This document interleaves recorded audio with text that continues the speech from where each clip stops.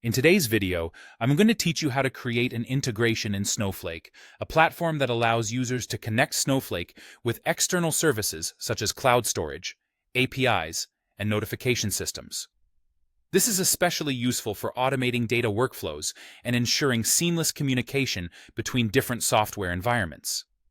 Understanding how to establish these connections is essential for maximizing the potential of your Snowflake instance. We'll get started by discussing the SQL command you'll use to create an integration. Snowflake uses the Create Integration SQL command as a primary tool to establish a connection with other services. This command is incredibly versatile but must be tailored according to the specific type of integration you wish to set up. Whether it's cloud storage or some other service, each connection will have its own requirements and parameters. Here's a breakdown of the command structure. The typical format is create or replace. Integration, followed by the name of your integration. You'll need to decide on a clear and memorable name that reflects the purpose or the connected system of this integration. After naming, specify the type of your integration. The type will depend on what service you're connecting with, so it's crucial to have a clear understanding of what your external service requires.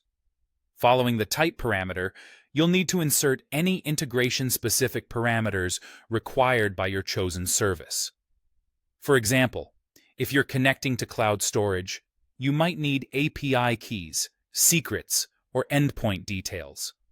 Make sure you pay attention to each service's documentation so you can provide the correct parameters.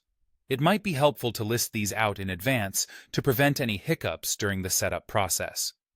Next, consider adding a comment to your integration command.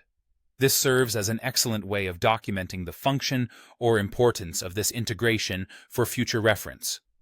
It's easy to overlook, but this comment can save you a lot of time and confusion, especially if you're working in a busy Snowflake environment with many integrations. Finally, you will need to set the enabled parameter. This determines whether your integration is active or not once it's created. By setting it to true, your integration becomes active immediately, whereas false will keep it inactive until you're ready to go live. This is particularly useful when you're testing setups or troubleshooting issues. Before executing your command, make sure you've double-checked each part for accuracy. Typos or incorrect settings can lead to frustrating errors or even prevent your integration from being created at all. Once satisfied, execute the command using your Snowflake interface. Watch for confirmation messages indicating success or if there are any errors to address. By following these guidelines and paying close attention to each parameter, you'll establish a robust integration that facilitates smooth communication between Snowflake and your chosen external service. Thank you for watching, and I hope these instructions have been both helpful and informative.